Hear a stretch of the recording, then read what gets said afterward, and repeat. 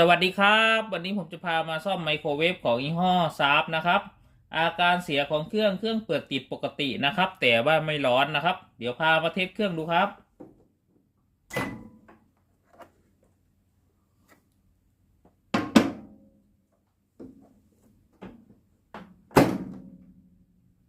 ตั้งเวลาครับ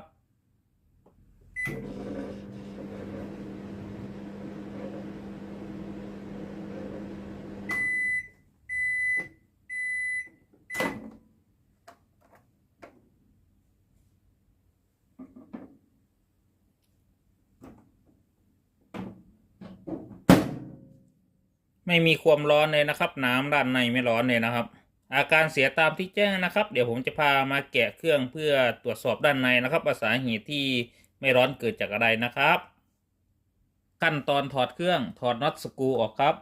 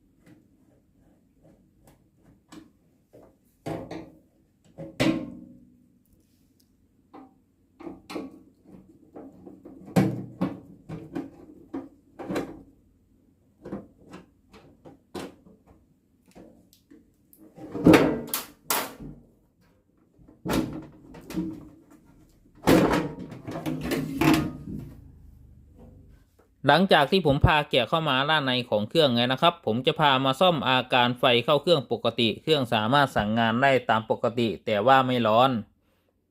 ไม่ว่าจะเป็นไมโครเวฟยี่ห้ออะไรก็ตามนะครับหลักการทำงานใกล้เคียงกันขึ้นอยู่กับการจัดวงจรและตำแหน่งอะไรต่างๆภายในเครื่องขั้นตอนต่อไปผมจะพามาแยกว่าตัวเครื่องเสียที่ส่วนไหนนะครับตำแหน่งที่ผมวงไว้เป็นตำแหน่งไฟที่ต่อมายังหม้อแปลงไฮโวลต์สายไฟเส้นสีขาวและสายไฟเส้นสีแดงปกติตำแหน่งนี้เมื่อเราเสียบปลั๊กเปิดเครื่องสั่งงานจะต้องมีไฟจ่ายมา220โวลต์ VAC ซึ่งไมโครเวฟทุกเครื่องถ้ามีหม้อแปลงก็ให้มาตรวจสอบไฟตำแหน่งนี้ก่อนนะครับว่ามีไฟจ่ายมาหรือเปล่าปรับตั้งมิเตอร์วัดไฟที่250โวลต์ VAC ตำแหน่งวัดไฟตามที่ผมวงกลมไว้จากนั้นเสียบปลั๊กไฟเปิดประตูเครื่อง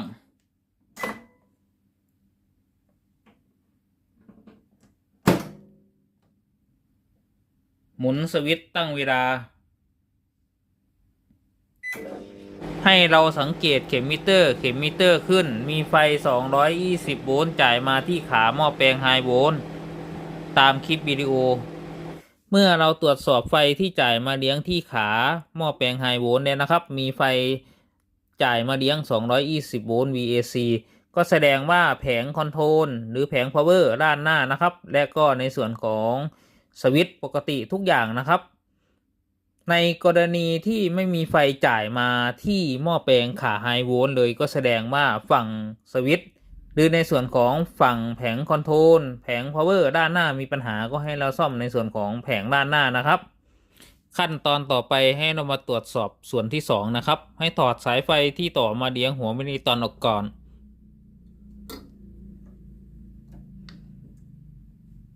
ปรับตั้งมิเตอร์ที่1,000 โวลต์ AC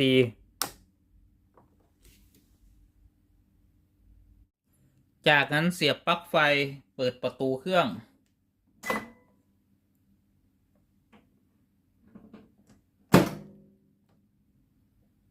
หมุนสวิตช์ตั้งเวลา ให้ซ้ายเข็มมิเตอร์นะครับแตะเข้าไปใกล้ๆกับสายไฟไฮโวลต์นะครับปกติถ้าชุดไฟไฮโวลต์ทำงานนะครับจะต้องมีไฟสปาร์คที่เข็มมิเตอร์นะครับหลังแตบๆนะครับในกรณีที่ไม่มีไฟสปาร์คนะครับก็แสดงว่าส่วนที่2มีปัญหาก็คือในส่วนของโทโมฟิลไฮโวลต์อาจจะขาดหรือในส่วนของคาปาซิเตอร์อาจจะรั่วช็อตลงกาวหรือในส่วนของไดโอดอาจจะมีปัญหานะครับขั้นตอนต่อไปก็ให้เราถอดในส่วนของฟิลไฮโวลต์ออกจากวงจรและในส่วนของคาปาซิเตอร์และไดโอดถอดสายไฟออกก่อน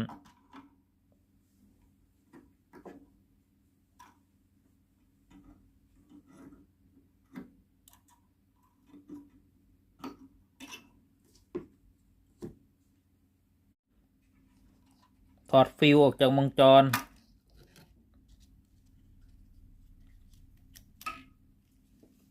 หลังจากที่เราถอดฟิลออกจากวงจรแล้วนะครับเราก็จะมาดูว่าฟิลขาดหรือเปล่าตัวนี้ให้แกะดูได้เลยนะครับถ้าขาดก็จะเห็นเลยนะครับ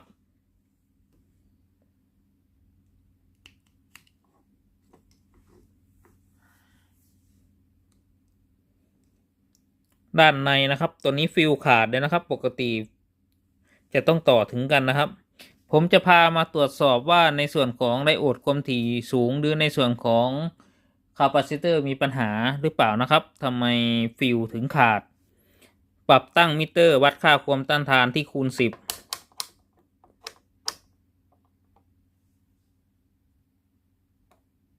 ผมจะพามาตรวจสอบไดโอดความถี่สูงและคาปาซิเตอร์นะครับว่ามีปัญหารั่วช็อตลงกาวหรือเปล่าตามคลิปวิดีโอนะครับให้ดูเข็มมิเตอร์นะครับเข็มมิเตอร์ไม่ขึ้นสลับข้างวัดให้ดูเข็มมิเตอร์นะครับเข็มมิเตอร์ขึ้นแสดงว่าไดโอดในวงจรปกตินะครับไม่มีปัญหากรณีที่เราวัดแล้วเข็มมิเตอร์ขึ้นทั้ง2ข้างนะครับก็แสดงว่าไดโอดช็อตนะครับกรณีที่เราวัดแล้วเข็มมิเตอร์ไม่ขึ้นก็แสดงว่าในส่วนของไดโอดความถี่สูงขาดนะครับวัดคาปาซิเตอร์วัด2 ขั้วนะครับตามคลิปวิดีโอให้สังเกตเข็มมิเตอร์นะครับขึ้นเร็วลงเร็วนะครับขึ้นเร็วแล้วก็ลงเร็วนะครับก็แสดงว่าคาปาซิเตอร์ไม่ช็อตข้ามขุดนะครับก็คือปกตินะครับแต่ถ้าเราวัดแล้วเข็มมิเตอร์ขึ้นค้างนะครับก็แสดงว่าคาปาซิเตอร์มีปัญหานะครับก็ให้เราซื้อมาเปลี่ยนวัดรั่วลงกาวตามคลิปวิดีโอให้ดูเข็มมิเตอร์นะครับเข็มมิเตอร์ไม่ขึ้นแสดงว่าคาปาซิเตอร์ดีนะครับกรณีที่เข็มมิเตอร์ขึ้นก็แสดงว่าคาปาซิเตอร์รั่วลงกาวนะครับก็จะทำให้เกิดอาการฟิลขาดนะครับฟิลไฮโวลต์ใหม่นะครับที่สั่งมาจากบริษัท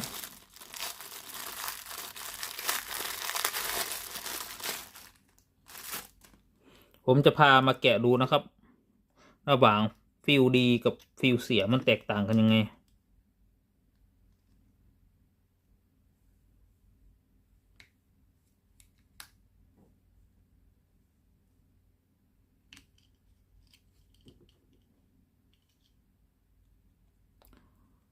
ด้านในจะเป็นเกลียวนะครับก็คือสภาวะปกติของฟิลนะครับแต่ถ้าฟิลขาดแล้วก็จะขาดออกให้เห็นเลยนะครับอันนี้คือฟิลดีนะครับตอนนี้ผมจะพาเปลี่ยนเข้าไปในวงจรก่อนนะครับเมื่อเราตรวจสอบไว้นะครับว่าชุดคาปาซิเตอร์ได้ไดโอดความถี่สูงตัวนี้ปกตินะครับมีฟิลขาดอย่างเดียวนะครับก็ให้เราใส่ฟิลตัวใหม่เข้าไปในวงจรก่อนนะครับ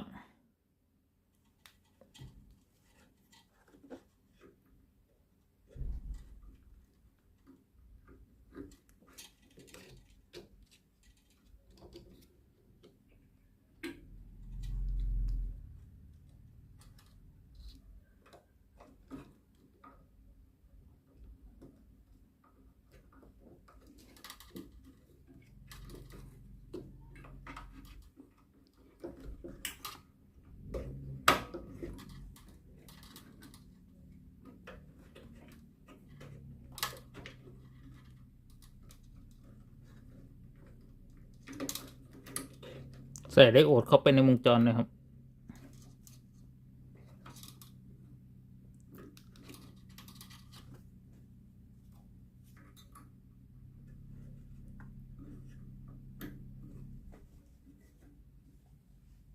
ผมจะพามาเทสระบบไฟสูงอีกครั้งหนึ่งนะครับว่ามีไฟ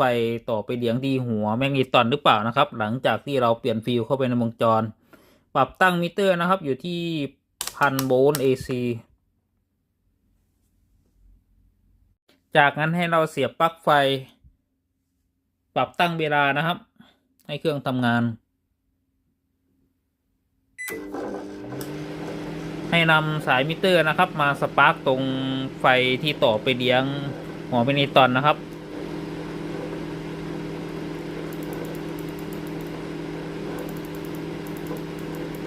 จะต้องมีประกายไฟนะครับ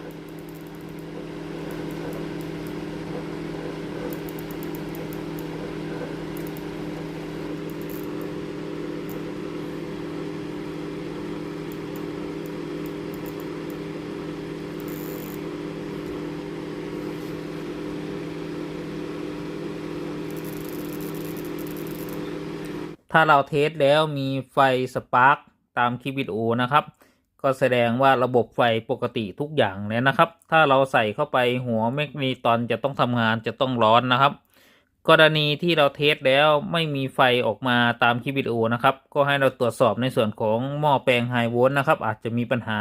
เพราะว่าเราตรวจสอบในส่วนของไดโอดความถี่สูงและในส่วนของโทโมฟิลคาปาซิเตอร์แล้วปกติทุกอย่างและมีไฟจ่ายมาเลี้ยงที่ขั้วของหม้อแปลงไฮโวลต์220 โวลต์แล้วนะครับกรณีที่เราใส่สายเข้าไปที่หัวแมกนีตอนแล้วหัวแมกนีตอนไม่ทำความร้อนนะครับก็แสดงว่าในส่วนของหัวแมกนีตอนมีปัญหาเองนะครับ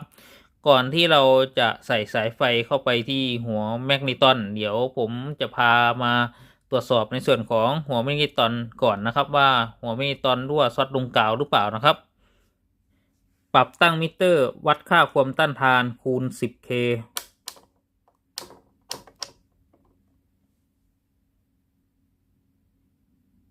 วัดค่าความต้านทานตามคลิปวิดีโอวัดขั้วของหัวแมกนีตอนทั้งสองขั้วเข็มมิเตอร์ขึ้นนะครับกรณีที่เข็มมิเตอร์ไม่ขึ้นแสดงว่าขั้วของหัวแมกนีตอนขาดนะครับตัวนี้ปกตินะเข็มมิเตอร์ขึ้นวัดรั่วลงกาวให้สังเกตเข็มมิเตอร์ครับเข็มมิเตอร์ขึ้นแสดงว่าหัวแมกนีตอนรั่วซ็อตลงกาวนะครับหัวแมกนีตอนมีปัญหาด้วยนะครับขั้นตอนถอดเปลี่ยนหัวแมกนีตอนถอดน็อตสกรูที่เกี่ยวข้องออกให้หมดและสายไฟที่เกี่ยวข้องออกให้หมดครับ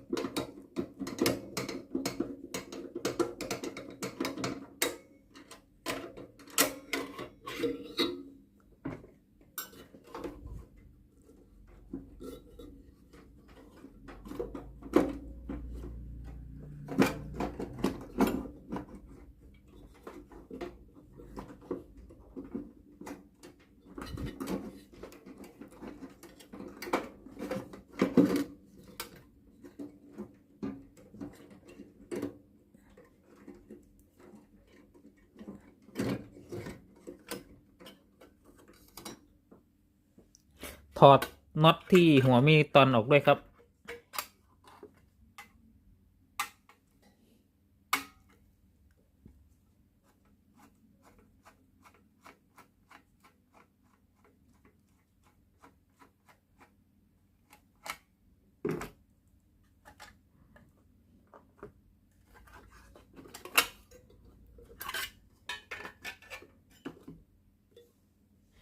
หัวแมกนิตอนใหม่นะครับที่สั่งมาจากบริษัทนะครับ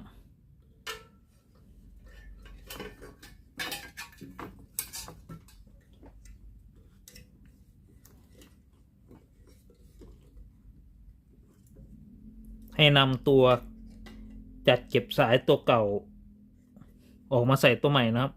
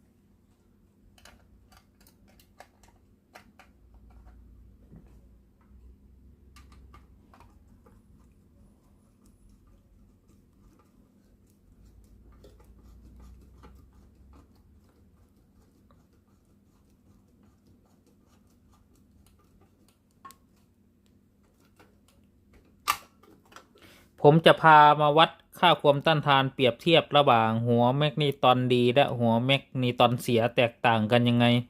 ปรับตั้งมิเตอร์วัดค่าความต้านทานอยู่ที่คูณ 10K ครับวัดค่าความต้านทานหัวแมกนีตอนตัวที่ดีนะครับวัดรั่วลงกาวนะครับตามคลิปวิดีโอให้สังเกตเข็มมิเตอร์นะครับเข็มมิเตอร์ไม่ขึ้นหัวแมกนีตอนดีนะครับจะต้องไม่รั่วไหลลงกาวนะครับเมื่อวัดเทียบตามคลิปวิดีโอวัดหัวแมกนีตอนตัวที่เสียตามคลิปวิดีโอให้ดูเข็มมิเตอร์นะครับเข็มมิเตอร์ขึ้นตัวนี้หัวแมกนีตอนรั่วซอดลงกาวนะครับขั้นตอนเปลี่ยนหัวแมกนีตอนใหม่เข้าไปในวงจร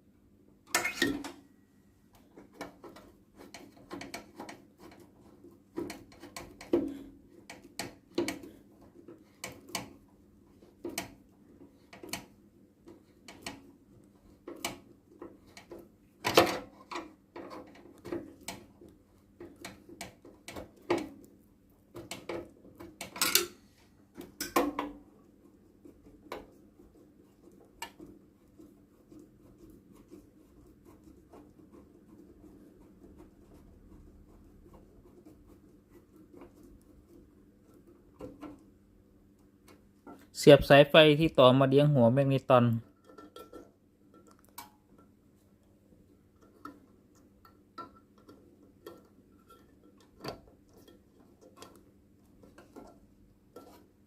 จัดเก็บสายไฟให้เรียบร้อย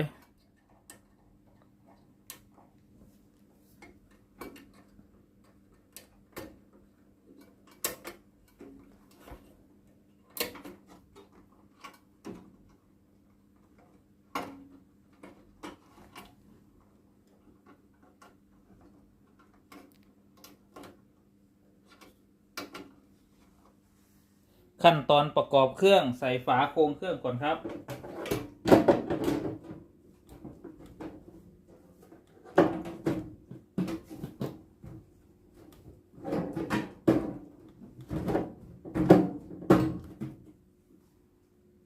ขันน็อตอีก2 ตัว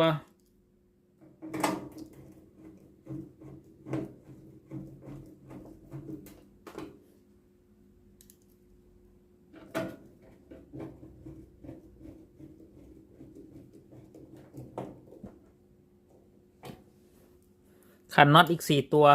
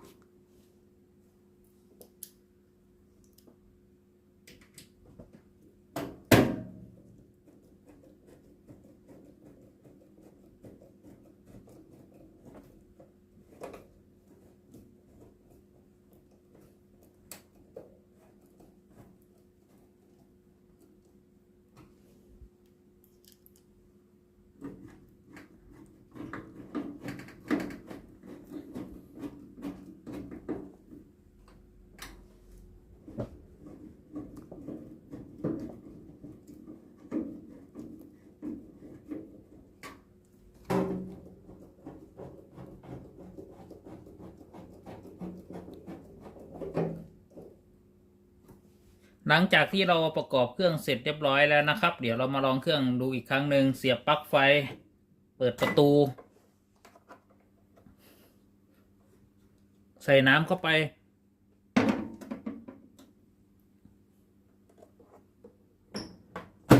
กดตั้งเวลา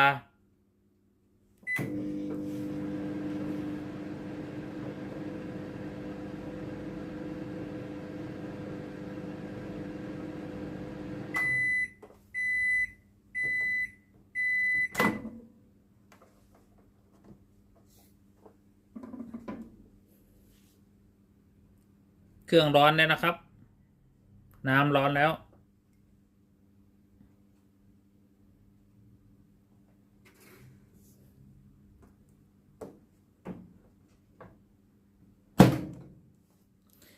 สรุปอาการเสียไมโครเวฟยี่ห้อซาร์อาการเครื่องเปิดติดปกติสั่งงานได้ปกติแต่ไม่ร้อนมีอะไรเสีย2 ชิ้นฟิลไฮโวลต์และหัวแมกเนตอนขอบคุณครับที่รับชมคลิปวิดีโอครับขอบคุณมากๆครับฝากกดไลค์กดแชร์กดติดตามให้ด้วยครับขอบคุณครับเจอกันใหม่คลิปหน้าครับสวัสดีครับ